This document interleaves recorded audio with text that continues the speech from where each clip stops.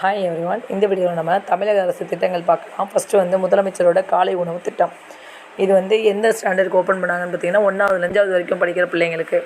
எந்த வருஷம் தொடங்குனாங்கன்னு பார்த்தீங்கன்னா செப்டம்பர் 15, 2022 அண்ணா பிறந்த நாள் அன்றைக்கி தான் இந்த காலை உணவு திட்டத்தை ஆரம்பம் பண்ணாங்க. அதுக்கப்புறம் எந்த இடம்னு பார்த்தீங்கன்னா மதுரை சிம்மக்கல் ஆதிமூலம் தொடக்கப்பள்ளியில்.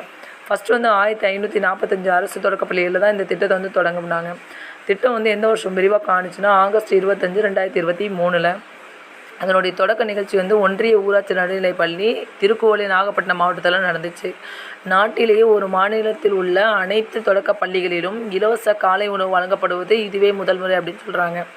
அதுக்கப்புறம் அரசு உதவி பெறும் தொடக்க பள்ளிகளில் இந்த உணவு திட்டத்தை கொண்டு வந்திருக்காங்க. காலை உணவு திட்டத்தை எந்த ஒரு வருஷம் ஸ்டார்ட் பண்ணாங்கன்னு பார்த்தீங்கன்னா 2024 ஜூலை 15. ஜூலை 15 கல்வி வளர்ச்சி நாள்னு சொல்லுவாங்கள்ல, அந்த நாள் தான் இதை எக்ஸ்டெண்ட் பண்ணியிருக்காங்க.